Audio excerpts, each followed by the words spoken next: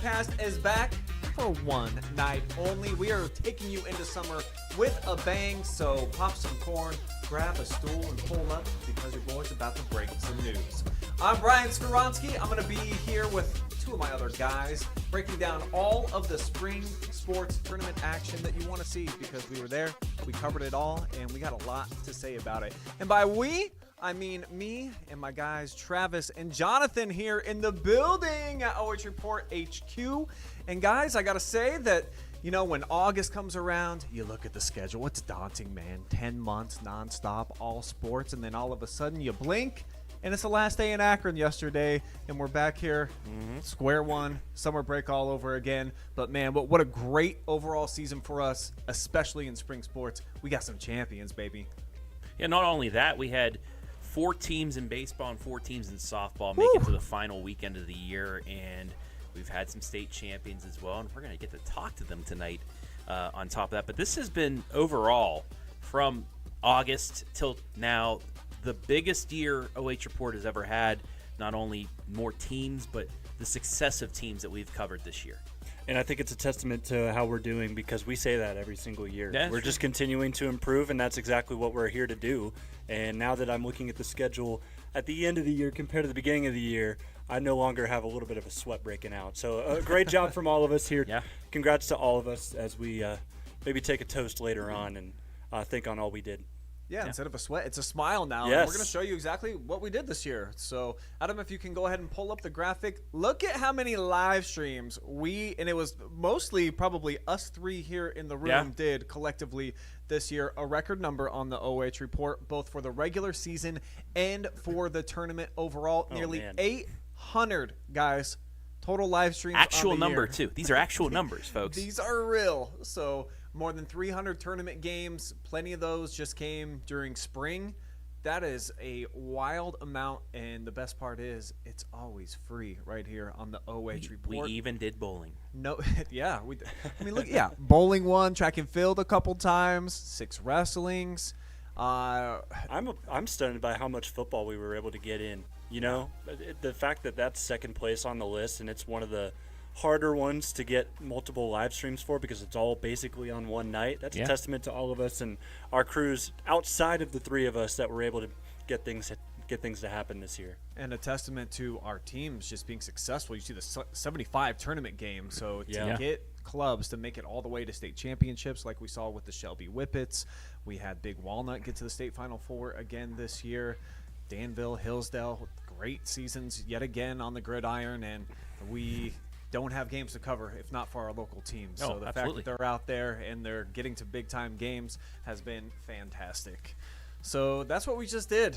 And now that's all in the rear view. We're not ready yet to start looking straight ahead and plan out exactly what's coming up in fall, even though it is just 60 Can we get a couple weeks, away, please, sir? Right? Please. Right? So, I need a little recovery. It's got to be a real thing. We all need a little TLC. But for tonight, we're talking about the champions because we had multiple here on our airwaves these past couple of weekends.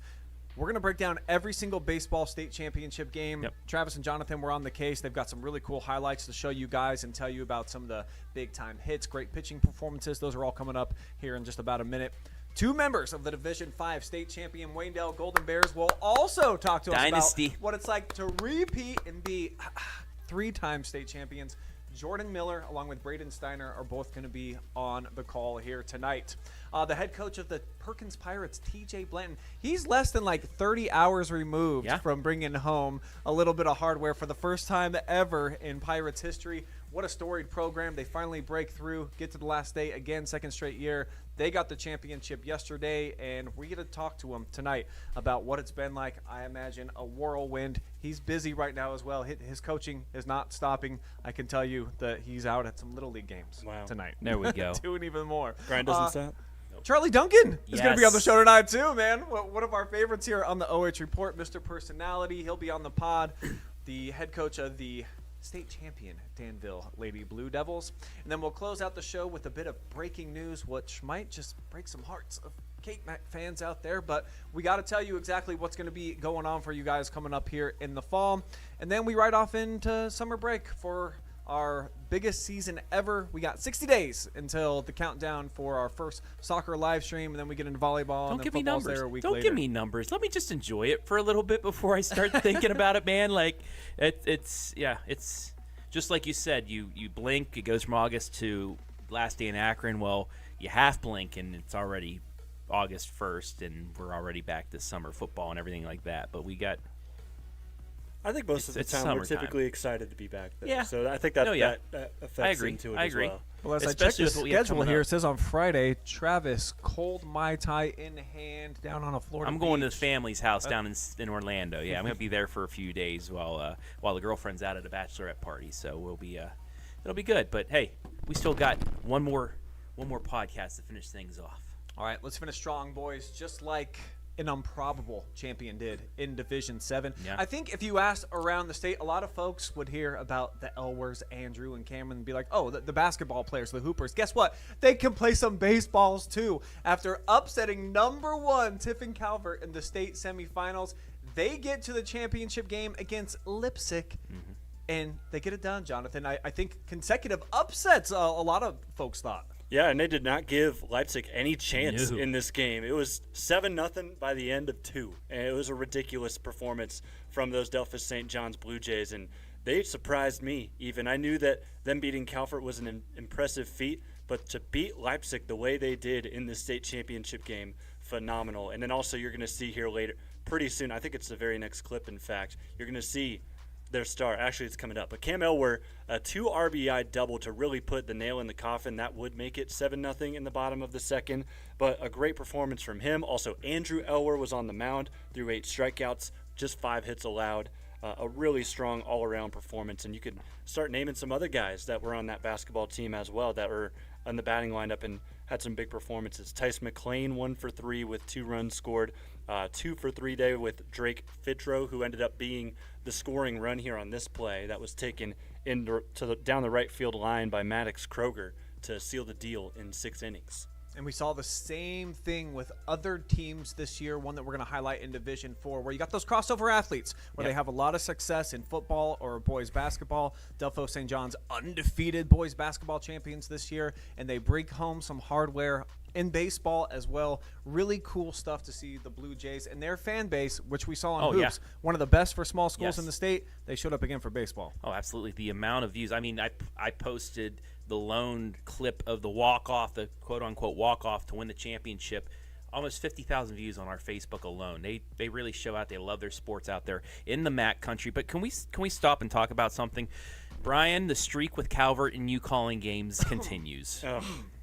Yeah, I didn't want to take responsibility for I'm not saying my actions it's at Thurman just like bad Munson luck for us. this past week. I did bring some juice, I thought. I was ready. I was committed. I didn't go down into the dugout and talk to the team before. I just didn't even let them know that I was really in the building. And they started to get it going late, but it was just too late, unfortunately, in that game. And what I was most impressed with was Cam Elwer was great. I think he was flying like a no-hitter through 5 innings. They're starting to get to him. This is the number 1 team in the state that's averaging about 11 runs per game. 3 mound visits, and he just keeps telling them, I will get us out of here into the championship game. The man flew back to do the pitch in this game. He flew back to pitch in this game. He was going to finish it. Yes. Amazing stuff. So, R.I.P. Calvert yet again. We do wish that we could get to the final day of the season with you guys, and we feel like it's coming eventually. So let us not be the cause. Next year, they got a lot of kids coming back yet again. All right, let's flip the script. Let's move on to Division 6. Berlin Highland. They were questing for how about 1, 2, 3, 4 straight state championships. Nobody's ever done that in the history of the state. Mr. Berardi, 29 consecutive playoff victories going into this one. Taking on the Lake Center Christian team that knocked off my Golden Knights in the state semifinal. They took advantage of Golden Knight errors to win, and they did it again here against Highland, scoring twice, once in the 4th, once in the 5th, and one of those runs unearned because Highland committing 2 errors. They rarely commit errors in this game, but Lake Center Christian was just able to put enough pressure on them. 2 runs on 4 hits. Grant Koblenz, he finished the game out against Northmore, pitches 6 1/3 innings, 7 hits, but only 1 earned run. He struck out 7 batters. And then Caleb Shelley, also who pitched against Northmore. Their coach played it smart. Both pitchers pitching about 28 pitches, allowing them to be able to be available for the next day. And both of them contribute to really shut out Berlin Highland. Highland did put the game-tying run at second base in the 7th after scoring once, but could not score it. And the Cinderella story that is Lake Center Christian moves all the way in. 2, 3, and 4 played in a semifinal, and then Northmore number 8, who knocked off the number 1 team in the state. People were thinking maybe the Golden Knights knocked off number 1. They have a chance, but no. Lake Center Christian shut that down in the semifinal and then played their best baseball game in the championship game. A 3-2 count with a tying run on second, as you see it right here, and they get the strikeout on a high fastball to win the title. That's some Swiss cheese right there. And look at the elation. I don't know if Cinderella necessarily is the term for a team that was just there in the title That's game true. last year. But But who they this had to might play. be the biggest surprise of the weekend. Everybody just penciled Berlin Highland into making state history 4 in a row. I was a little bit stunned when I read the headline. I was like, really? I had to go through and watch the highlight to make sure it was real. So the Hawks, they'll be back again next year. They got about 100 Millers and Yoders, and then they all seem to really know what they're doing on the baseball diamond. But Lake Center Christian, what a cool story. Hey. Consecutive years, and I think that's their only 2 times to state, right? Yep, that was their second trip. Last year they came up just short against Highland. This year they get the revenge, and they go out with the gold. You know what I'll give it a comparison to is the Cleveland Cavaliers. I mean, they went to the finals with LeBron and lost to the Warriors, came back, were able to topple them, but then Highland or Golden State went and got Kevin Durant. We'll see what Highland decides to do. Well, at least, this you know, point. at least in Stark County, they didn't go and tear up the city of where Lake Center Christian is, and they didn't burn cars down like the Knicks did. But anyway, I digress. Let's move on, shall we? Division 5. I think that this one was not necessarily a no-brainer, but we all kind of anticipated that the number 1 team in the state would get to the last day of the season. And after beating Lucasville Valley 7-2 in the semifinals in the championship game against Columbus Academy, the Waynedale Golden Bears get it done 9-5. And gentlemen, we've got a treat, because the starting pitchers in both of those games, Jordan Miller in the semifinal and then Braden Steiner in the championship game, joining us right now. It looks like from a couch somewhere. I'm guessing in Apple Creek. So, gentlemen, tell me, how do 3-time state champions spend their season, or excuse me, their weekend, after clinching yet another title season? What's it been like these last couple of days? Honestly, we've been just chilling out lately. Haven't been doing too much. Went golfing. Yeah, we went golfing the day after we won, and honestly, that was about it. Just kind of rest up. When you guys experience the amount of success that you have, not that it doesn't look like you're having a great time after the victories, but is it almost expected and anticipated at this point? Because we covered all the games over the weekend, and there's just such a business-like mentality to Waynedale baseball right now. You're just going out and golfing instead of riding golf carts through town and just showing off everybody your rings, man. What can you say about the identity that you've built right now and just the success? Does it seem like it's expected every night at the ballpark? Yeah, 100%. We set an expectation early on in the year, and we know what we have to live up to. So we just come into the game with the same mindset and we just want to win. And you start your careers as freshmen, you win the title, then immediately after that you get to the Final Four, and now you win back-to-back. But obviously, it developed a little bit before that, and throughout the course of your guys' 4 years, I'm sure that you've developed some type of a confidence and a comfortability that you were just talking about right now. What can you tell me about just like the big games and how much different it is for you in year 4 with the program versus when you were freshmen, and just your feeling and your sensation every time you go up to bat when you're in the field, knowing, like you were just saying, Braden, that you're probably going to win? Yeah, I think coming up, since we were underclassmen, we can look up to the older guys, see what they did before us, and kind of just look up to them, see what they did, because they were in our shoes or what we were this year. So kind of just saw what they did for the bigger games. How about the haters? Because when you win as much as you guys do, I got to guess that there's people outside of Apple Creek, they're tired of Waynedale at this point. Do you feel that? Do you sense that sometimes when you show up to the ballparks? Is it landing in your Twitter, your Instagram feeds? Are people over the Golden Bears getting all the golden trophies? Oh yeah, 100%. Like my Instagram, like there's videos of us, and there's just people talking so much smack in the comments about how they don't even know who we are and how we're playing like terrible teams. But yeah, it's funny to look at them sometimes, honestly. We have a saying that one of our coaches says. It goes, "Give the naysayers sardines." The taste of sardine. The taste of sardines. Yep. You ever have a sardine? Anybody? You guys ever have sardines? That's a bad taste. That is a bad taste. They're Never not good. tasted it. They're not good. No. You need to have some so you know the full analogy. Yes, that way you can relate I'll to it. pass. Well, since we got the camera on you fellas, we'll pitch it over to Travis and Jonathan here. They got some championship questions for the Golden Bears.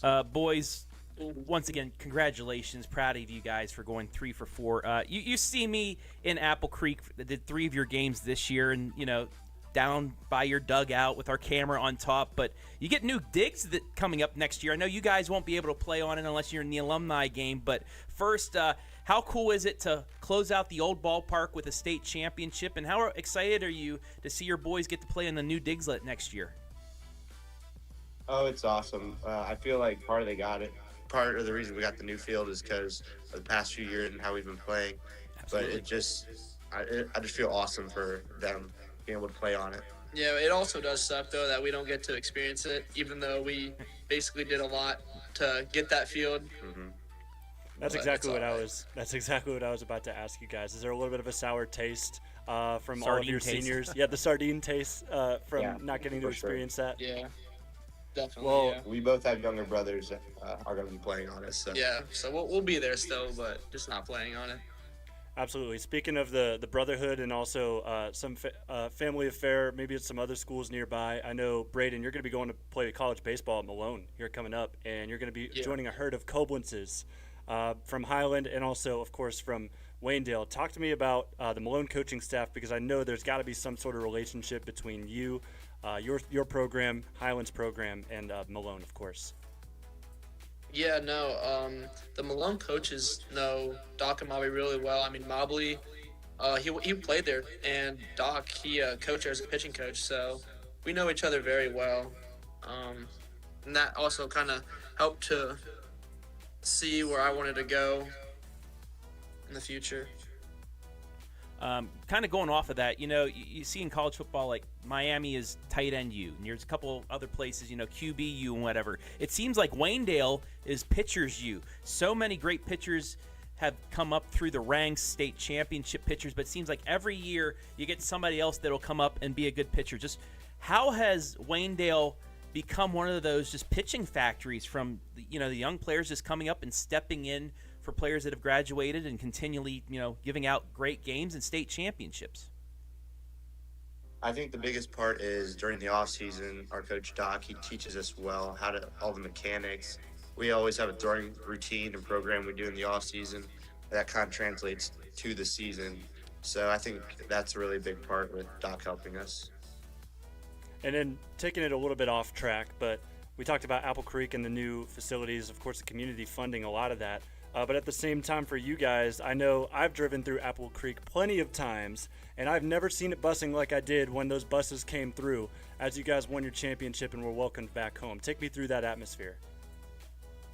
No, it was definitely great to see our community come out and just support us so much, and it was honestly just awesome. Mm-hmm. Taking a look at those uniforms that you guys played in for your state championship run, what is the specific color? I called them mustard. My director just texted me and said banana yellow. Like, what? Do you guys know exactly what shade that is? We call them the banana suits. We've got so many compliments from them. I don't know if we played a game in them where people say they don't like them. So I love them personally, but that's just my take. Yeah, no. It's a gold standard. I mean, Hey, you go to state 100%. tournament, you're setting a precedent that you want to run it back to back. And obviously it's Yeah. working. According to my calculations here, boys, you guys in your tournament games, 26-1 overall. That's such an unbelievable statistic to really digest. And I want to show the Steiner hit the walk-off against Keystone, and my mind keeps going back to like what almost never happened this season. You almost didn't even. And this one drilled down the left field side. The Golden Bears will walk it off. Playoff runs, the 27 games that you've played. Where would this one rank? Is this right at the top of the list, or do you guys have a different moment in game that you felt like kind of helped you turn a corner and establish the dynasty? I definitely feel like this was probably the top of the list for me, just because, I mean, if we didn't win that game, we wouldn't be where we are right now. So.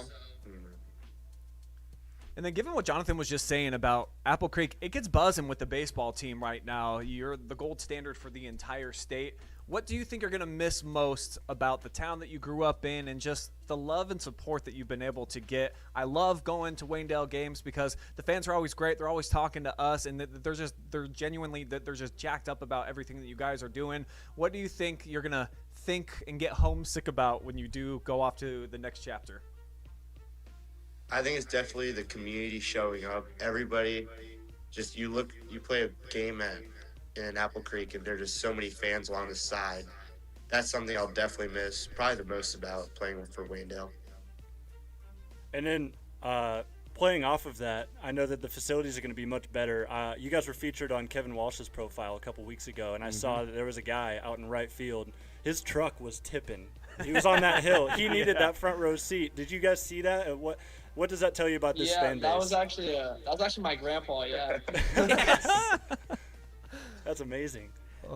That's it just tells you about small town high school baseball right there. Is that they'll pull the trucks up anywhere 100%. just to get you a spot. I know that was your last game as high schoolers on the artist formerly known as Canal Park. I like to call it. I'm not even gonna call it the other name. It's just dumb what they have it. But for the guys that are coming back, what's it gonna take for them to continue this? Because there's only one team in OHSAA history that has won 5 championships in 6 years. That was Cincinnati Elder back in the 50s. You guys tied Newark Catholic with 4 in the last 5 years. That happened about 20 years ago for them. But for the guys that are coming back, what can you tell them to get them hyped to hopefully continue this train going and to make more history? I think that they just need to trust each other and have the leadership skills. I think Cam and Logan and Hudson all have that. I'm pretty sure that they'll do a great job of that next year. Yeah. Well, guys, it's been a joy to watch you blossom throughout your career, set a new program standard, and definitely hope to see you guys do great things at the next level. And if anybody ever asks, where's Apple Creek, you just tell them that's where Waynedale baseball lives, and they'll totally understand exactly what that means, guys. So appreciate the time here tonight, and I don't have the big hat for you to throw on, but for the final time as high schoolers, if you both want to give some championship shout-outs, the floor is yours. Yeah, I definitely want to shout out all my coaches, teammates, and my family for just sticking with me through this last 4 years. Yeah, I'd say coaches, family, and just people who pushed me, my parents, and Lord and Savior Jesus Christ. And, of course, Grandpa for almost tipping off the hill just so we can get a good view. Yeah. Braden Steiner, Jordan Miller, everybody. Thank you, guys. Have a good night, man. Thanks, guys. Thank you. Appreciate it. Dudes, how I about love Waynedale baseball. 110 wins for those guys during their career? Can you even process that in baseball? You'll play 30-ish games in a season. That's basically winning all of them, which Dynasty. they have done in the tournament. Dynasty. 1 loss in the tournament in 4 years. Dynasty is the only Dynasty. word that That's- really honestly makes sense. You think if they can get 4 out of 5, that's when you say the D word. And I did not say You've it been until threatening after to the say game. the D word for the last 2 years. Exactly. And Tried you to, have said it but, like, numerous times. They're going to be, and they finally can say they are, because they're the third team ever to win 4 out of 5. They can match Elder next year if they can get that, and that just forever cements them as one of the greatest high school baseball teams in the state in the last 10 years. 3 league titles as well during their 4-year stretch. So unprecedented, unmatched amount of new jewelry that they have. If they put on all the gold medals at this point, I mean, they would have neck problems within 10 minutes. It's been so cool jumping on board, following the Waynedale wagon. Yeah, I will say the WCAL has been putting them to the test, especially this Yeah. past year. They've been getting them a couple of times. Few state-ranked teams. Hillsdale was there. Chippewa state-ranked. Even like the Rittmans and Northwesterns gave them tests. I mean, the WCAL, it's quite the conference. They're giving them challenges, but also at the same time they're getting them ready. Exactly. And that's the big thing. 100%. And I think that's why that's one of the main reasons I think they got past Keystone. I remember watching that game, and I was in the Ashland University press box getting ready to cover Madison, and I watch it live, and Steiner hits that out to left, and I jump out of my seat. Yeah. That was a crazy play. So congratulations to them, and of course it leads now to back-to-back titles. And all calm, they said, in the dugout, down by 3 going into the bottom of the 7th. I guess the conversation was just like, you go get one, I'll get on, and then he's going to drive us in. And guess what? Bingo, bango, bongo, and then Braden comes up to walk him off. It's wild. But when you put things like that out into the universe and you put in the hard work ahead of that, it tends to unfold as it should. Well, it was the same in the state championship game. Columbus Academy comes back, takes the lead. That's a good point. Late in the game, and then what does Waynedale do? They put up 7 runs in the last 2 innings, and it's kind of like what I said after the Keystone game to you. You're like, they got their first 2 guys on in that inning, and you knew it was going to happen. Once they got their first guy on in the top of the 6th, we both said, yeah, they're going to score this guy and they're going to win it anyway. That's the feeling you have with this team is, even if they're down, you're like, it's just calm. Calm seas for them. And that's exactly what you need in baseball and most big-time competitive sports is just to take a nice deep breath and make it happen. All right, guys, we're going to continue looking back at this past weekend state baseball championships. We're going to skip Division 4 for right now because we got a guy coming on. He can explain a little bit better what just went down over the weekend. But in Division 3, one of the state's most decorated programs kind of had, I think, a big sigh of relief. The Baden Rams. This is a team that's been to state 17 times, but they just keep getting beat. It's like Calvert, only like on a Herculean scale because they haven't been in the championship circle since 1997. But Travis, they get it done 7-2 and puts all the haters to rest for now. Yeah, Bishop Watterson. So they took on in the championship game. They scored top of the first, 1-0. You're thinking, okay, we got ourselves a game, but Baden immediately in the bottom of the first put a 3 spot up, and the same thing happened in the 5th. Watterson scores, makes it 3-2. Like, here they come again, but right in the bottom of the 5th, Baden scores 3 more times to take the 6-2 lead. They add one in the bottom of the 6th and cruise, but yeah, Bishop Watterson, the football powerhouse that's won some state championships. They have some of those football players on the baseball team, and they were out to try and get things, but Baden, like you said, they're like the cream of the crop in the top part of baseball in Ohio. First 3 divisions, you could say. And no doubt. They showed it tonight, or they showed it that night, getting their 3rd state championship in their 17th try. Yeah, good stuff for the Baden Rams. When I was writing down these numbers that they've been to state 17 times but have not won it since 97. If you guys have listened to the new Drake album at all, I think my favorite song on there is Dust, and he references like, you haven't done anything in a while. Go blow the dust off your tracks. Go blow the dust off your plaques. They don't have to do that anymore. They've got some shiny new gold ones for the case. Yeah. So I saw the Rams absolutely blow it 2 years ago where they had the lead in the bottom of the 7th with 2 outs. That, yeah. And my heart, like, I didn't know these kids, but I was filming in their dugout. Like, I literally, I fell to pieces. Oh. I was like, I cannot believe that. Well, you got to remember, too, 2 years ago, those were seniors from that. Those juniors and seniors from the Little League team that played for the Little League World Series Championship during COVID. Remember, we put out a post of them, and that blew up all over our Facebook as well. But remember, those were those kids that won a Little League World Series title and then nearly won it in the OHSA, but lost. But they finally break through, and also their bullpen too. Bo Cheney and Bo Neal both come in and pitch 2 2/3 innings of no hit ball after Brooks Treadway comes in 4 1/3, 1 earned run, 6 hits, and the 2 runs given up. So gotta have a good bullpen too. Gotta have good pitchers from 1 to 5, not just 1 and 2, or in softball just 1 that can throw. And the bullpen shut it down for Baden. And Baden is not the only team from the Greater Catholic League that we're going to mention as state champions. We'll get to another one here pretty soon. Yeah, let's flip the script and let's talk about Division II, another highly decorated program. Walsh Jesuit, 11 state appearances for them. They upset North Canton Hoover, I believe your old school, right, Jonathan? Yeah. In the semis, but then they run into a New Albany squad looking for their second title in the last 5-ish years. So they just won one pretty recently. Pretty good game. Yeah, it was another good game. Walsh Jesuit, they jumped out front in the top of the second with a run. And pitching, again, very good. Luka Borachevsky. Nice job.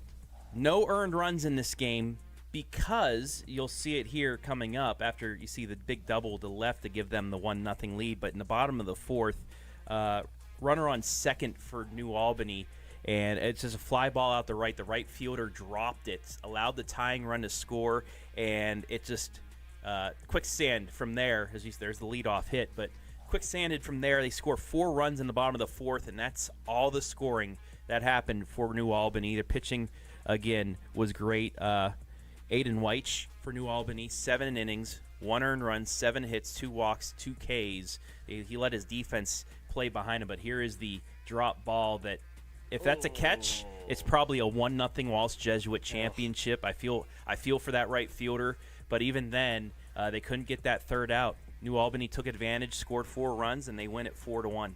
Baseball, more so than any other sport, an error is so costly. Just one can ruin your entire night. This is complete case in point in this game because you're absolutely right. Brand new life, up at the dish, and in baseball, you got to get those 3 outs, or you just keep going and going around the carousel. And credit New Albany, great program, and they do win their second championship over the last 5 seasons. So they're building. And a huge shout out to New Albany as well, because they did not play a single home game this year. That's Their right. facilities were upgraded and are still being upgraded for next season. So they had to travel all over Columbus just to play a quote-unquote home game. Schedule, yeah. So they fought it out, and this senior class, they're not going to get to, very similar to Waynedale, get to experience the facilities, but they made sure to go out with a bang with the state championship. So I love that story. Just one more game to go, guys. Division I, and a super cool matchup as well between parochial Rivals. schools down in Cincinnati. 2 big-time programs, Moeller and St. X, meeting in Akron. That's one of those games that you could probably just play that at the Great American Ballpark, right? Down in Cincy. Yeah. That would have been a bit more fun. Fill that thing out. But I would argue this was probably the game of the weekend. Yeah, and it was. St. Xavier, of course, jumps out and ultimately wins this one, and they started it out pretty well in the top of the first. So they were able to work their way through and get a sacrifice fly to start out the scoring, or actually what would have been a sacrifice fly is this drop out in left field. It was not a good weekend for outfielders. No, I think you could definitely say across the board. So that error scores the first run of the game, and then you have to jump all the way to the fourth. It was a very good pitching performance up until another slip up there from the center fielder. Sees that roll all the way back behind him, and that allows the second run of the game to score on this pinch hit. I guess you could call it triple. But a great job there. It was Colin O'Brien coming in, immediately coming right back out after hitting that triple. And that was enough pretty much to get the job done. Well, however, Moeller did make it close. It was 3-1 after that hit right there. This was all in the bottom of the 6th where they were able to kind of stack it up and put a bit of pressure on St. Xavier as this one was ultimately a sacrifice fly. And then in the end, St. Xavier, they needed insurance. They ultimately got it in the form of some really crucial hitting as they had runners in scoring position and, again, a sac fly. So it was a lot of errors by the outfielders, a lot of sacrifice flies this year over at the artist formerly known as Canal Park. There you go. That was enough to get the job done. They got the fly out to left to end the game, and this Greater Catholic League rivalry goes to St. X. Yeah, how often are you going to get a state championship featuring league rivals? This almost never happens. It boils down to the final game of the season for them, and just I love the emotion of that game. And I was telling you guys that when we posted that, I was like, man, we're too far away from Cincinnati. This probably is not going to get a whole lot of traction. Instantly, that got found, and the St. X people, they've been loving the video so far, but everybody loves a champion, right? And that goes with the new format for baseball and softball, because there's 2 Southeastern District teams, and it's not just into one regional. Yes, sir. It goes the difference. And we'll be talking with our next matchup that we had, which was in softball. 2 Central District teams played for a Division VI state championship as well. So the new format looks like it's working. Well, before we get to that, Adam, there's another clip in there. It was a controversial call from that Division I championship game that kind of set the tone early. Yes. And Moeller had a chance to have a base runner on early in the game. I believe it was the leadoff of the contest. He reaches first on an error, but then as he's going back to the bag, he ends up turning to his left. And sometimes that can be a little bit dicey. Here's the play right here. And the umpire's ultimately going to call him out here. Right there. I don't know. He just turned. He pivoted. He didn't. At first, I thought he took a step. That's terrible. He did not. He just pivoted the wrong way. I don't know. We were talking about this in real time because we didn't have the replay up. But what is he not allowed to do here? I don't think he made a move to second. Well, the big thing is a lot of people.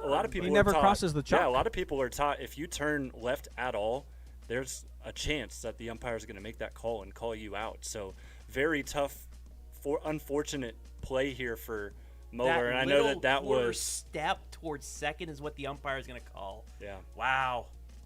So wow. So that That's takes called Moeller's lead off. Doing too much. Yeah. If you're the umpire right there. It's called a state tournament. I guess they just want to make sure that they're trying their hardest to make it seem like they're, putting together calls that they wouldn't probably make in the regular season.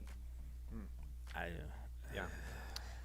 Well, anyway, but that's with that, not to stir the pot or anything. Let's talk about something happy I'm glad again we here, saw that Jonathan. because we were talking about that as the game was going on, and I thought he took more of a step towards second base, but literally it was to turn himself around instead of go to the base. But that quarter step going to second base, the umpire show. Maybe our next guest will have a thought. Wow, that's crazy. Yeah. Well, the double play in Akron, I would say another success. Previous weekend, of course, Firestone, great venue for the state softball championships. And we're going to get into all the games here in a bit, but we really want to just narrow down to Division 6, where we have a now two-time state champion in the Danville Lady Blue Devils, and the head coach, Charlie Duncan, who I'm told has not slept in 11 days since that title was brought home back into Danville country. How are we doing, Coach? You look pretty spry for a guy who's been up for about 400 hours. Not doing bad. Not bad. Thanks. For real, though, how long did the celebration last when you get home about 11 nights ago? Because we saw the video footage. It looked like a great time in Danville. Yeah, everybody. No one slept that night at all. I can tell you that. I mean, as soon as we got home, streets were still lined. Fireworks are going off in the sky. Everybody's celebrating that big win, and coaches never left my house until the next day. So, yeah, we were at the Madison Lady Rams game, and Tim Nicewander said that he got a text very early in the day from you, 7:30 in the morning, sending him some love, and we can confirm now. I joked with him. I was like, he probably has not been to bed yet. So now we know that was the case, Coach. So who would you say, though, out of you, your assistant coaches, and all the players, who was really living it up the most when you come back into town, you get the nice escort in there, the fans are all lining the street? Who would you say has taken being a champion in stride? I think all of us were enjoying it, but Coach Q, I'm gonna go shout out Coach Q. He's our hype guy. He's a guy jumping up and down, and he's a young pup that can do all that stuff. So he's still celebrating today. And do we have the video clip of when Danville rolled into town? Because you guys were on like a flatbed trailer. Is that right? Is this street legal, Coach? We pulled in, and they pulled over to Darcy Field there and asked us to get off the bus, and there was a trailer there waiting for us. All the girls and myself standing on that trailer driving down through town. Like I said, they weren't wasting anything. They were celebrating the whole night with this. Hashtag as seen in Danville. I love it. I love that the parade broke out immediately, and why not? Travis wants to know, though, obviously you guys have been highly celebrated as a team, but are you eating right, Coach, and are you eating for free? Because we heard there were some promises. I think somebody before that Final Four game told me I was going to have a few free meals at the hangout, and there you go. I can honestly say I've had 2 already.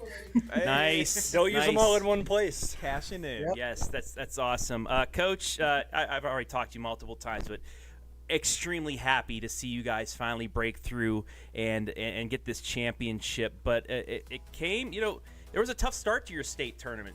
finally breaking through districts, finally breaking through regionals for the first time since 17. And in the first inning, the defense was a little, a little maybe nerves or something. Give up some runs against Doughton, but your offense was locked in after that. Just what was said, I was talking to you before the state championship game about this, but just what was said between you and your players when you went out to meet with them, and what was said in the dugout to just calm you guys down? Because after that, you put up an offensive barrage against another very good pitcher in D6. Yeah, that Dalton game there, we came in, and we've always preached our defense is going to win championships. So we really pride ourselves on that. But we also got some good hitters in our lineup. And just starting out, they had a few hits just drop in. I think some plays not being made that were normally being made. And I just called timeout, went out there and said, hey, just relax, do what we're doing. We've been doing all year long, talk to each other, right? So, I think some girls were kind of maybe a little, we were still young. Some of the freshmen were afraid to call off some different girls because, they wanted that big moment to be the seniors. But, everybody on this team contributed from our bench to our leadoff. So we told them just to relax, settle down, do what we're doing all year long, and just the communication part. I think we even had early on we had a blooper fall in between second base and right field, and then that happened again later on, and our right fielder called her off, made that play, and did what champions are supposed to do at that point. And it moved over to the next day to the state championship game in a very, very crucial moment in the bottom of the seventh. I want you to first watch this, Coach, and just take me through what's going through your head as their best player is running from third. They missed the sacrifice squeeze there, but your freshman makes the play. What's going through your mind there? And secondly, their coach called timeout and brought them all together before this sequence occurred.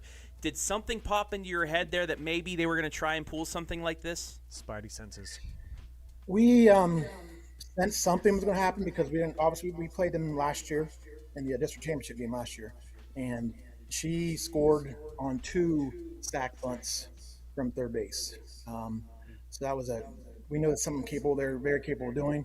She's a heck of an athlete. Their best players on third. Even when she had that double, I think she had the double before that, I called timeout, went out there and said, hey, all right, so we know they're going to bunt her over, and they're probably going to bunt her in, okay? And then, Addie, pitched a nice pitch, got the first girl to pop up, and I think that the second girl did get a sack bunt down, move her to third, and at that point we knew something was still in the works. But with 2 outs, I felt a lot better than I did with, her being there with 1. But, the first attempt, she tried to pitch before to do that. And I'll be honest, I was writing pitches down, so I missed her attempt that first one. But Addie and Morgan both said they sensed it, and they're like, what's going on here? So there was a little bit of a sense there, but Morgan just being the freshman, leader as a freshman back there, I believe in her, and she made that play. She's like, you're going to come at me, I'm going to put the tag down. So that's what she did. Well, Coach, West Jeff, you combine with Northmore Baseball to knock out both of their field teams in the KMAC represent. Take me through, of course, inning by inning. Extras are always pressure-packed, but in a state championship game, what is your emotion from inning 7 to inning 8 to inning 9 to ultimately you guys coming out on top? Yeah, going in the game, obviously we knew that they beat us last year, and they have the Mannon girl, so we knew we were in for a challenge. But, as early on, I know that we were putting the ball in play. She didn't have her first strikeout, I think, to the 3rd inning. So I was like, all right, we can battle. We can do things with this. So we can, move runners if we need to. We can put the ball in play. We just got to get base runners on. That's what has to happen here. So I felt more confident as we're going along. And Addie obviously was playing great on the mound. We were making great plays behind her. Even when they felt like they needed a bunt, we had Kaylee Martin charging bunts, Ruby Bartok making some plays. Delana Parker, shortstop, she attacked a few balls there.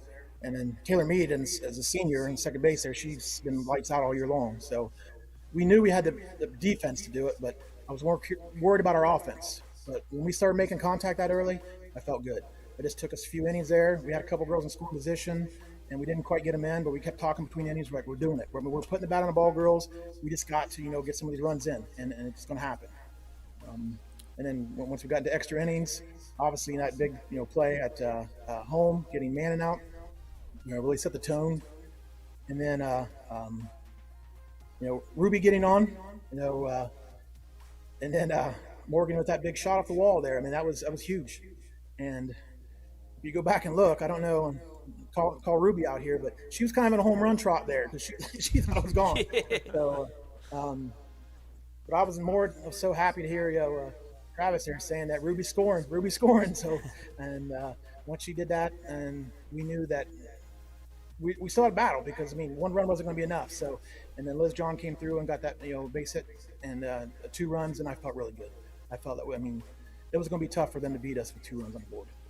Absolutely, and with your pitcher, we'll talk about her in a little bit. But, this senior class has given you many great moments, but it's the underclassmen that really showed out and performed for you guys. Just, I hope you're still celebrating even 11 days later. Give yourself another 11 days before you start thinking about next year. But going into next year, you guys still have a lot of great pieces. How excited are you for these underclassmen to get another year under their belts this year and to come back and battle for you again?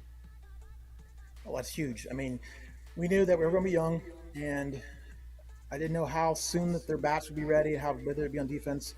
But with Ruby, Addie, Taylor, they showed them how we do things. Controlled the games when they needed to, when the inexperience was showing, to give them that opportunity to improve. And this was huge. Okay, I think if we went in without those seniors and asked these 5 freshmen, and I'm gonna call them seven freshmen because we had 2 as courtesy runners as well, to play right off the get-go without the senior leadership, I don't think we're successful. So it took those seniors to lead these freshmen to be successful, and the amount of game time and experience that they gained, and knowing what it takes to get to this stage, is going to be huge. So I got all of them coming back. I have 2 sophomores that are going to be juniors. Liz and Riley Johnston. They've been leaders for me all year long too. Stepping in and doing things. And then we got a nice solid 8th grade class going to be freshmen next year. So our numbers are looking good. Experience is up there now. So again, they're not. I told them after game 2 they weren't freshmen anymore. So they got to start playing like sophomores. So now I'm going to ask them to play like juniors. And that's one of my favorite parts, going to Danville, going to Darcy Field. It's always more than one game going on at a time over there at that facility. You guys playing, of course, as the varsity squad. But as the game's over, I see you walk immediately over to the youth games and really taking in that atmosphere. Tell me about how this has kind of been brought up in this culture that Danville softball has now to make a regular appearance in the state tournament. It's just, the youth we have is amazing. We got a great youth program. People were, invested in the time. It even goes back to, like Louis Mickley back in the day. And it's been carried on. We got a second field built down there, and then they put a 3rd one in even last year. So we've got, we got games going on all the time. Anywhere from an 8U, got 2 teams per each division. We have a youth night that the place is packed. They're up lining against the fence, screaming, yelling, getting autographs. And then going up to Akron there, looking up against the fence there, seeing all those young kids just, cheering and screaming. I started watching our film on Huddle, trying to break down some things, but I took my eyes off the field a lot of times because I was looking at the crowd and seeing the girls and stuff cheering and hugging each other and giving high fives. And seeing our future in the crowd, it was fun to watch. Charlie, I said it in the post game. I said put another number on the barn. Now, for folks that don't know this, if you're coming north into Danville from Howard, there is this house to the right with a barn, and it's fading. It says 2008 state champions. Now, first, who lives there, and how can I get them to put 2026 up there with it? It used to be, my wife knows because we drove by, and she's like, she was all for it. She heard you say that, and she's like, oh, you got to get that up there. So it's been sold now. I think Burks live there now. So it's my outside linebacker. So we'll get on him about that. Hey, yeah, summer sessions, get the football team to run down there, get some paint, fix it up, and that counts as, one of the sessions for your double sessions this year. I like it. Yeah, from Tough Street out to the barn, baby. Chalk it up, put right? Another one on there. It's only right.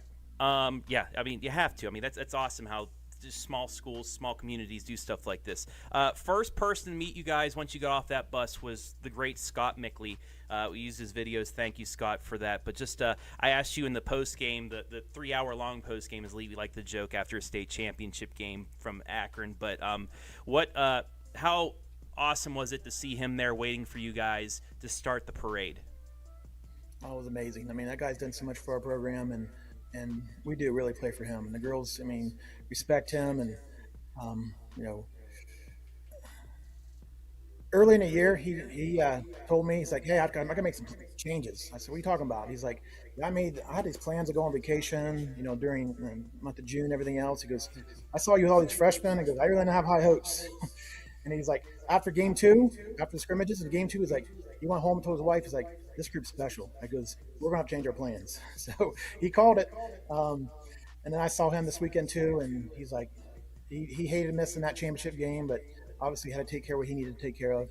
And, but we did it for him. Yep. And then, he's a special, special guy. And to see him there and give him a hug and put a medal around his neck when he was there too. Mm-hmm. I couldn't get him on the trailer though, but, smart move. But yeah, it was fun to celebrate with him.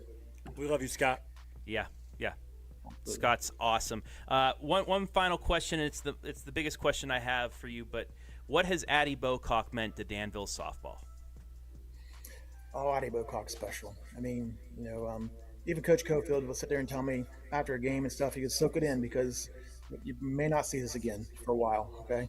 So her enthusiasm right there, just seeing her there, that I've told her numerous times. I said, when you make a play, kid, and you start jumping up and down, it says, I get energized, or I jump off the bucket. So she's definitely grown. When she first came on our program as a little freshman, I called her Small Fry. And she barely said 2 words. And then she started getting some confidence, gained some stuff. And then it came in this year. I mean, she just took this team on her back. And I pretty much told her, I said, I just need you to be a leader. I said, everything you've done enough. I can't teach you any more softball, all right?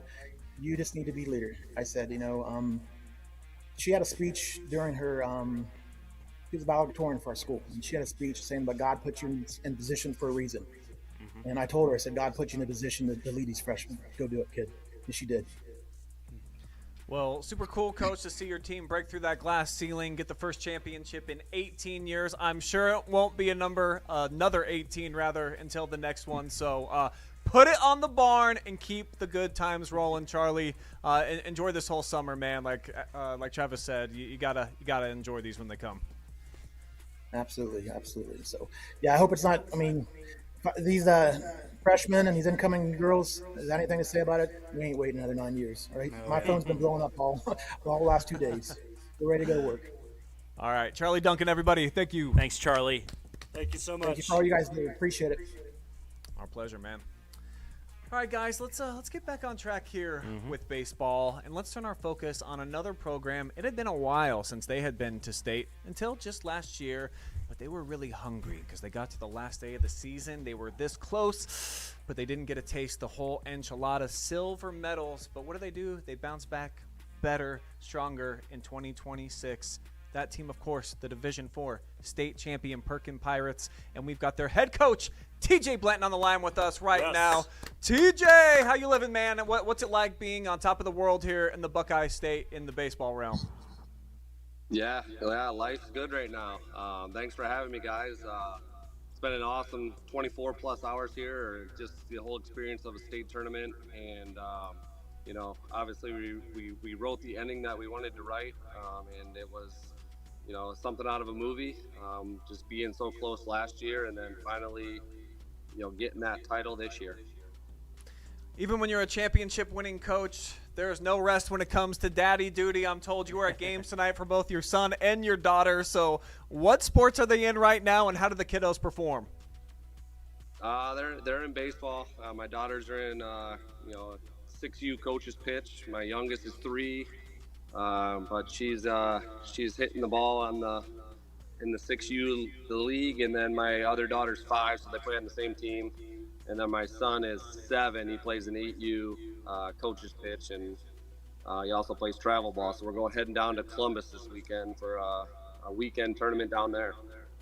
he's almost got a whole infield in the house right there. So a good start to having a whole team just restocked. And we all kind of knew that you were going to be restocked this year, just understanding the talent, how many guys were coming back, the team speed that you had from the experience that you enjoyed during 2025, but it was the runner-up.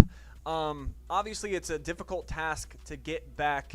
In your opinion, in your estimation, how was this team able to overcome some hurdles and meet expectations? Because truly, I think if we asked the kids on the team, it was kind of state championship or bust for this squad. They got there, they tasted it, but they wanted the whole bite. How were they able to get it done?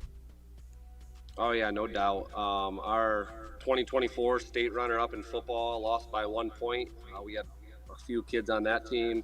And then last year, the state finals in baseball, lose one run, just had one bad inning. And, other than that, I felt like we had a really good tournament. And then this year, the basketball team went to the Final Four. The football team, I think, went to the regional final again. And, we that class was the last ones that they were still there and they had to finish this story and finally put a banner up on Campbell Street in Sandusky for the Perkins Pirates. Well, we're looking at some clips here from the state championship game, but I got a quick question for you about the semifinal against Cardinal Mooney, because they dropped 7 runs on you, 3 each in the first 2 innings, Coach. You've got Cash Cook on the hill, and then you end up taking him out. You put your ace, Talon Walton, out there, and there was a lot of discussion on our broadcast after you guys dropped 6 runs in the 4th inning and you take the lead. Only 26 pitches at the time for Talon. Do you take him out and save him for a championship effort, or do you keep him in there? Think you made the right move in hindsight. He goes all scoreless innings the rest of the way. Just curious if there was a conversation within your own dugout about doing that, or did you just know that you got a dog in Braxton Martin and you guys were going to be just fine no matter who you put out there for Championship Sunday? Yeah, we definitely had the conversation, and it was going to probably go to Brax at that point, but in our minds, Talon threw 2 innings that were just, he was dealing out there, and there's no Sunday without Saturday, and if we don't go finish the job, we don't even get to Sunday. I talked to Braxton, looked him in the eyes and said, "You got this tomorrow?" And he said, "No better person." He goes, "I got it. I'm going all 7, and don't worry about it. I'm putting Perkins on my back, and just let me ride." Yeah, the move obviously pays off, and Jonathon, you were impressed not only with these 2 seniors on the hill, but also on the base pass. Yeah, absolutely. Shout out to Talon Walton breaking the Division IV state record for steals in a game. Coach, take me through Talon's athleticism. I know that he's a tough kid, and I also want to commend you before you do answer. These kids are stand-up as well. They're awesome to talk to.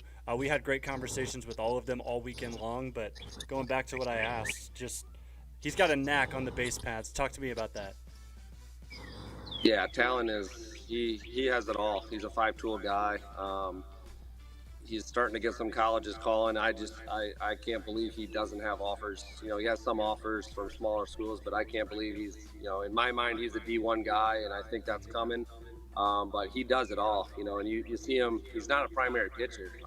He can pitch, but, in my eyes, he's middle infielder, outfielder. He's really good at outfield. I can see him being there at the next level.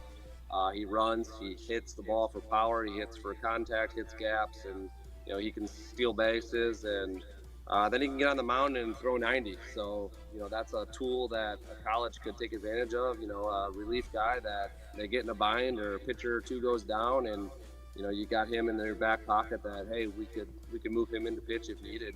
But he's been around baseball from the time he's been, could walk. And his dad is one of our assistant coaches, and he always had him around his older brother, Tyler Walton, who was a catcher for Perkins before I got there, who ended up going and playing in college. And, the kid just from a young age grabbed a bat, and he had the knack, and his dad said he always knew. And, he just said this 2026 will be the year. And I'm just happy he got to experience that as a dad and as a coach.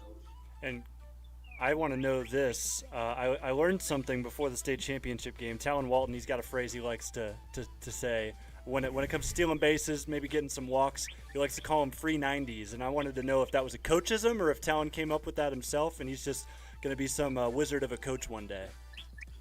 I think we have a guy on our bench named Cam Zollner. He's a senior. He's awesome. Doesn't get to play a lot, but he's just a he comes up with the funniest and most creative lines. Some of the things he says, you just stop and just, we're in a tight game against Highland, and he says something, and it just broke the whole mood, and everyone laughed. And I think he probably came up with that line, and the rest of the team just rolled with it. Absolutely. You got a bunch of free 90s in that semifinal against Mooney, and then, of course, Talon to get the record in the state championship game. I'll focus on one more player. Of course, we talked about Braxton already, but I want to talk about a junior that could have very well had his last at-bat be a big one to help you guys solidify your state championship, your first in program history. Dante Ship.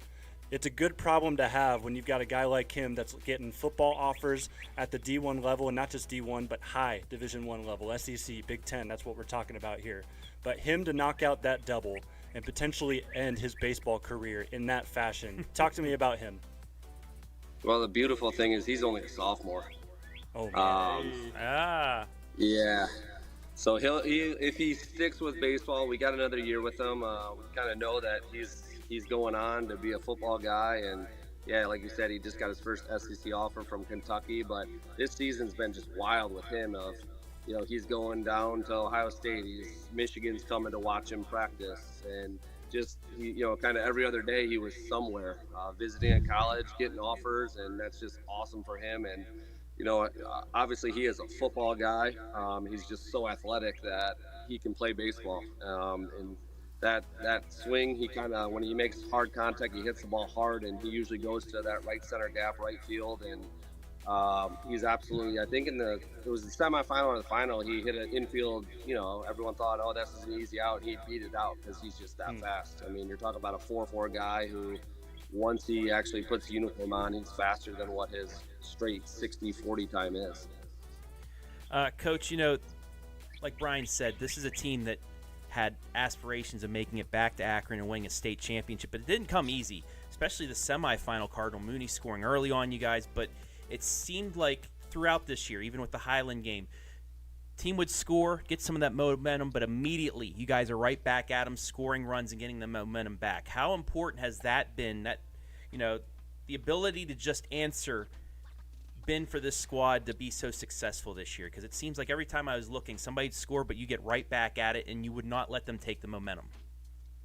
Yeah, the beautiful thing about that Highland game was it was like our 7, 8, 9 guys that did the job. And that just, we like to play ahead, and we don't let pressure get to us. But when, you get some adversities, some runs scored on you, and we're able to answer that same inning, it kind of calms everybody down. And we just kind of said, you just keep doing your job. It's one at bat at a time. And, we get somebody on, we can work them around the bases, and we'll figure out a way to score that guy. That game, I think we left 13, 14 guys on base. So that was honestly kind of characteristic of our season, though. We got a lot of guys on base, and a lot of times we never came through with that huge hit. And in that semifinal game, it seemed like we finally actually got the big hit with 2 outs and scored runs. Coach, you've only been there for a handful of years. You've won 4 consecutive league titles. You got the state chip now and back-to-back Final Four appearances. When you first got there, the Pirates have had a nice baseball tradition, but looking at the collection of talent, was this something that you were kind of like allowing yourself to daydream and think could come to fruition, or has this team blossomed a little bit more than maybe you could have anticipated?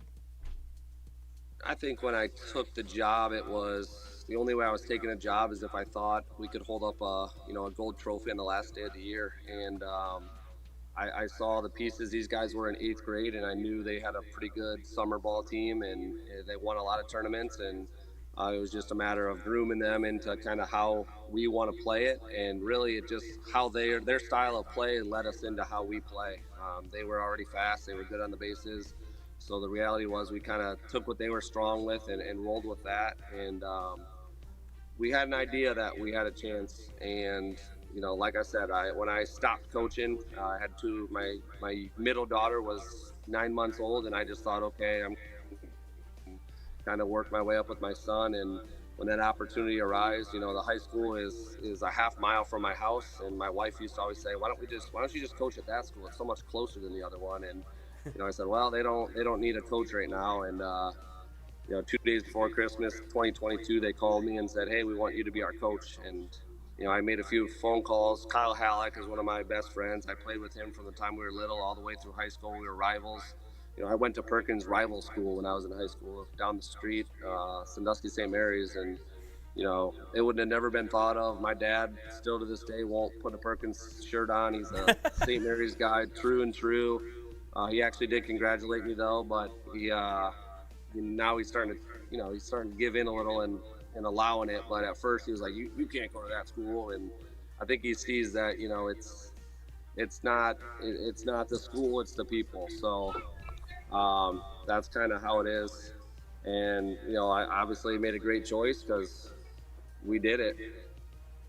Well, Dad may not be aboard the pirate ship yet, but I tell you what, the atmosphere that I saw in Akron this weekend, you got a lot of people that are on your bandwagon right now. So enjoy a little bit of family time and watching your kids play. And maybe now that you're a state champion and not just Dad, they might listen to you a little bit more, TJ, when you got some tips. It might pay off. Yeah, I'm trying with my son. I think it's easier for somebody else to coach him and me coach their kids. That's kind of how we take it in our travel team, and it seems to be working out good. But yeah, now it's ready for bedtime here, and roll on to the next day. And now I have a lot more time to spend with them, and I will be spending a lot more time with them. And obviously my wife, and every coach knows you have to have a good wife to support and kind of take on double roles during the season. And she's done nothing but be at every game and just support. So obviously I can't thank her enough. And the kids they kind of love it. And my son has fallen into the little brother on the team, and obviously he takes good tips from the kids. Learned some slogans and some of the dugout talk that maybe he shouldn't know at this age, but he's going to start incorporating that in the 8U travel ball circuit. So some people are going to learn some things. Well, we do appreciate you taking some time away from the fam, stepping out here. And I've got an idea for a bedtime story you can tell the kids. It's about a little old pirate that got all the way to his destination but didn't get the pot of gold. So he played really hard for a whole year. He came back and he got that buried treasure, Coach. Maybe that'll just put him right to Betty Bye. And that's what happened to him. TJ Blanton, ladies and gentlemen. Yes.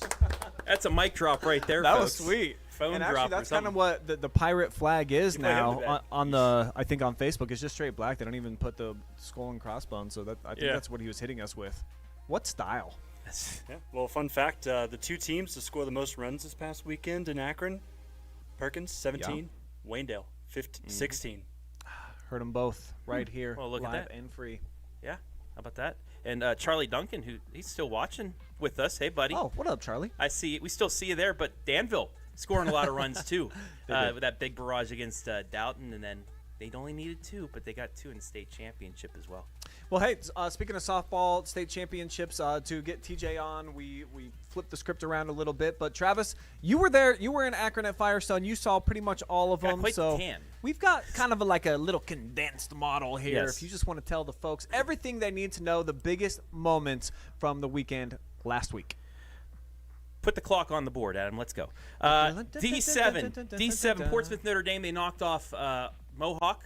Another great season from Mohawk, back-to-back state Final Four appearances. But Notre Dame, too much for Mohawk, and then they put up 2 runs in the first, 1 in the third to knock off Maplewood for Portsmouth Notre Dame's back-to-back championships. Ava Rush, I believe, led off the game with a actually no, it's Bryant. It's Jayza Bryant led off the game with a home run, and that's pretty much all they needed to do because Ava Rush, again, so good. She's always hyped up, too. The last 2 games I got to see her, last year's championship in the semifinal, every strikeout she's fist pumping, kind of like Addie Bocock, but times 10 right there for you. But 7 innings pitched, only 2 hits, 9 Ks, no walks for a state championship once again for Portsmouth Notre Dame.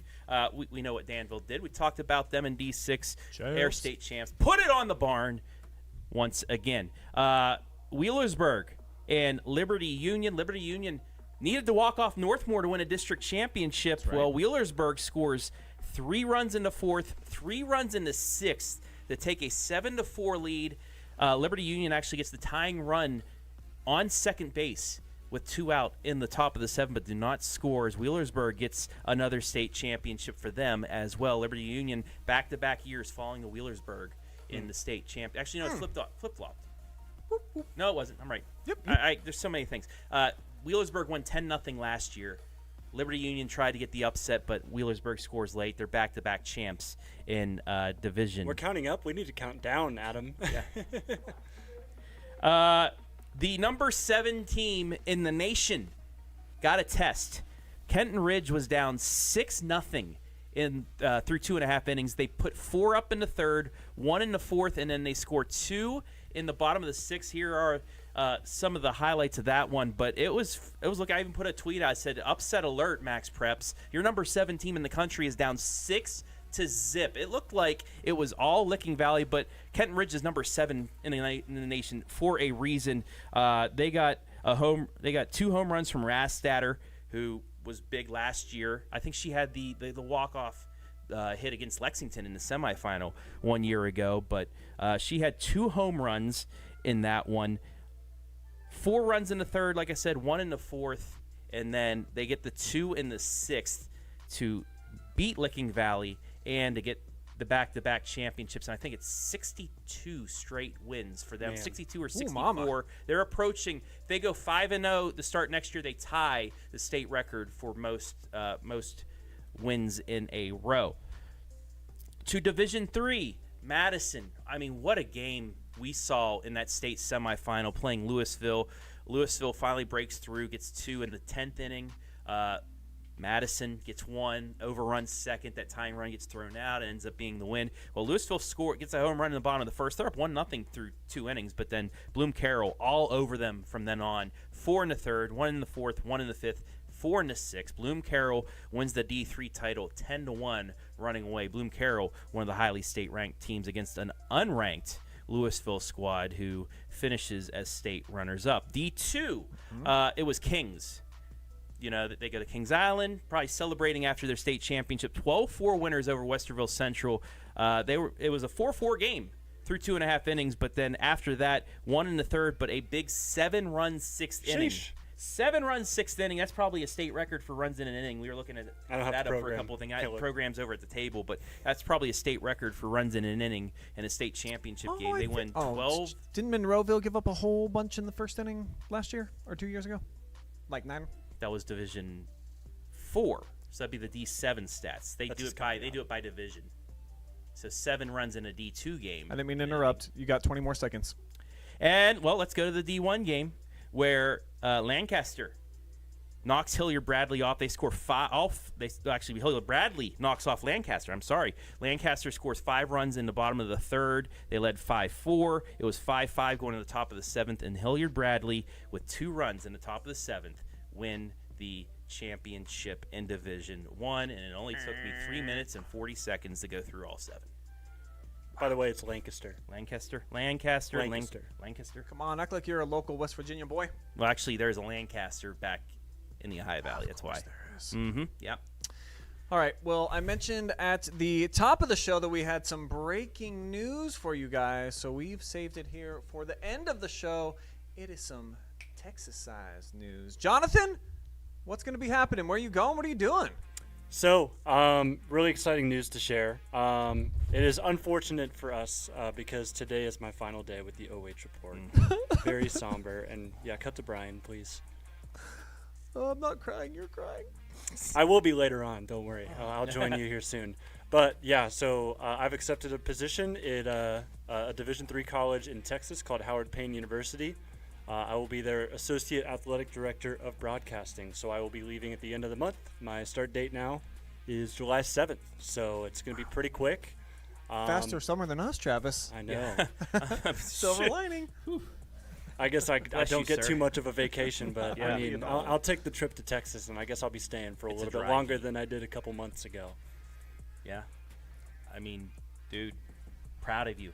I mean, you have above and beyond just continued to grow as a media member from the first day you were here until now. I mean, you're taking over a D3 college, and like you're telling me, you get to run things from the bottom. Like they're starting from scratch, and you get to start here. Start from the bottom. Soon you'll be there, as the great Drake once said. But they have the right person, my man.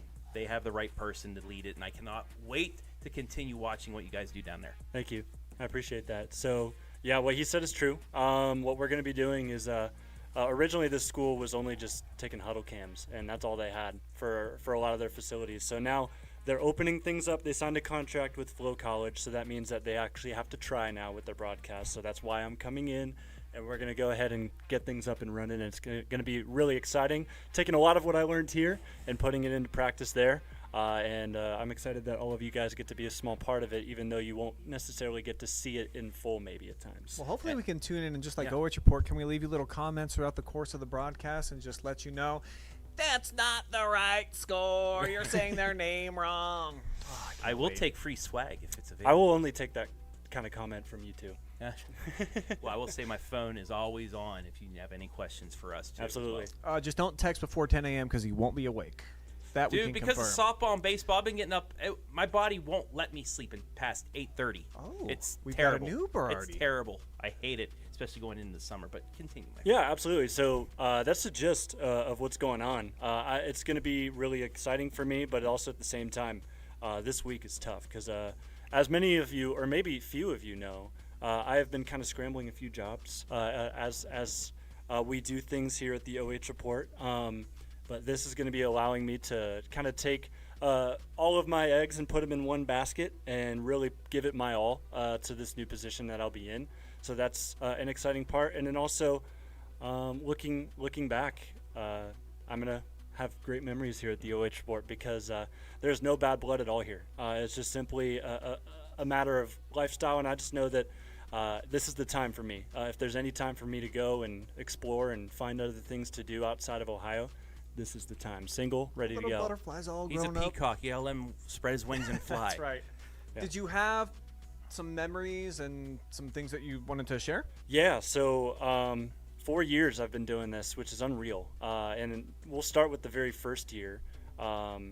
Well, I can go ahead and have Adam play the clip. So we'll start with my very first broadcast ever. Adam was our producer, had a couple of MVNU guys alongside. There you go. We had our MVNU crew for a while for the first 2 years, at least.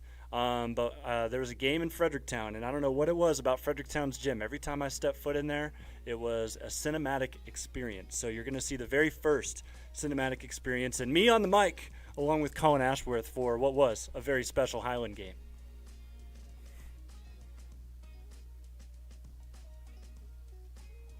Gives it up. This is Brock Church from long distance. Oh my goodness!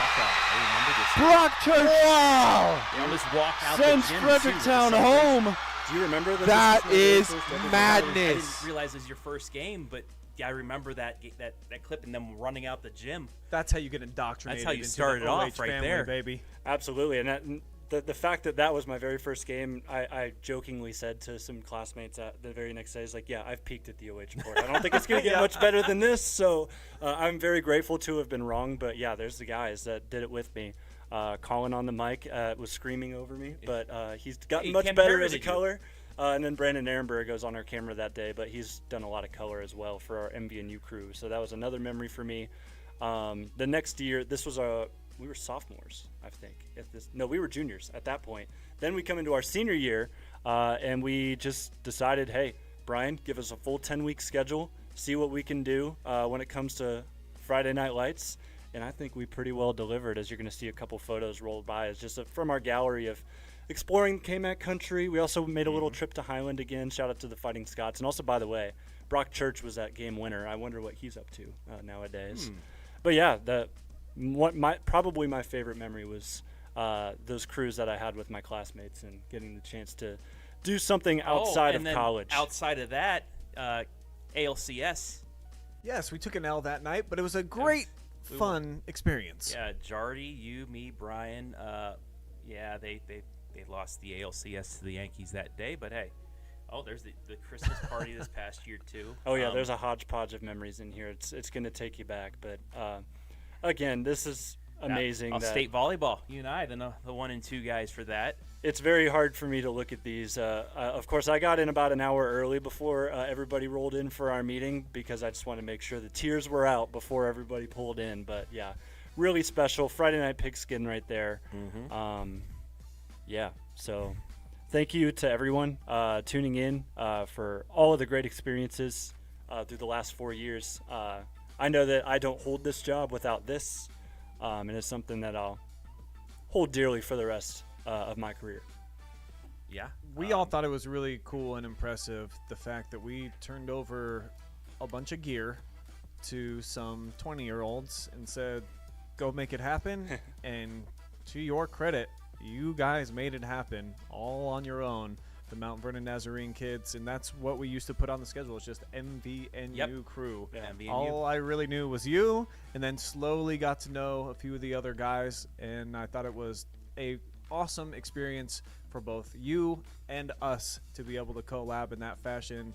And of course, since then, you've been with us nonstop, and a lot of games, a lot of cool experiences, probably way more walk-offs and cool victories. I know you started at the peak, but there had to have been some other mountains that you climbed and experienced some really fun moments. Yeah, just thinking off the top of my head, that Fredericktown Colonel Crawford basketball game I did a couple months ago, probably my favorite of all.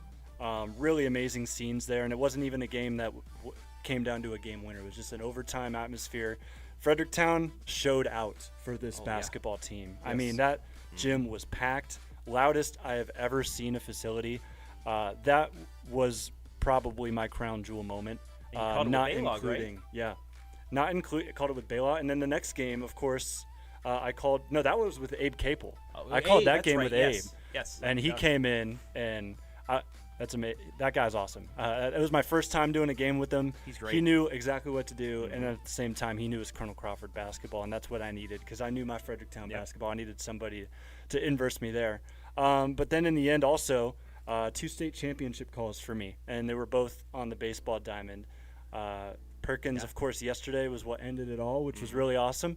But also the Waynedale Golden Bears got themselves a championship last year, and baby. Well, not even that, but that semifinal game against Coldwater was one of the best baseball games you and I have both seen. Yeah, for sure. So, and there's a quick little picture. A young lad. That is the first time ever I went on Friday Night Pigskin, so I thought that was a fun one to throw in there, and I think Adam sent me that photo at the end of that. But to put a bow on all of this, I got 2 final calls to show you, and they're both from what I just mentioned. Perkins State Championship yesterday, and Waynedale State Championship from last season. So let's go ahead and take a listen.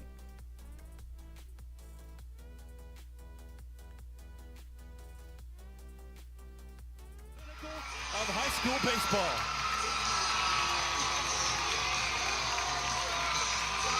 Next pitch, swung on, grounded over to Scheinfurth, the toss to second.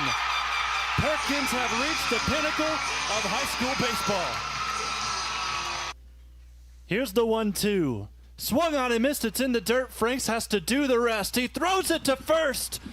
Waynedale is golden again. 3 out of 4 seasons. They are now state champions for the first time in Division 5. So many great moments, of course, outside of state championships. I want to shout out everybody in the KMAC that made me feel like family. I think Charlie Duncan's even still on here. If he is, that's awesome. Shout out to him. But Jill Lyons, first-year athletic director, Bailey Sprague, first-year athletic director, both in the Devil Dog rivalry. They've been huge for me. Jack Balt texted me, the Mount Gilead athletic director, just earlier today.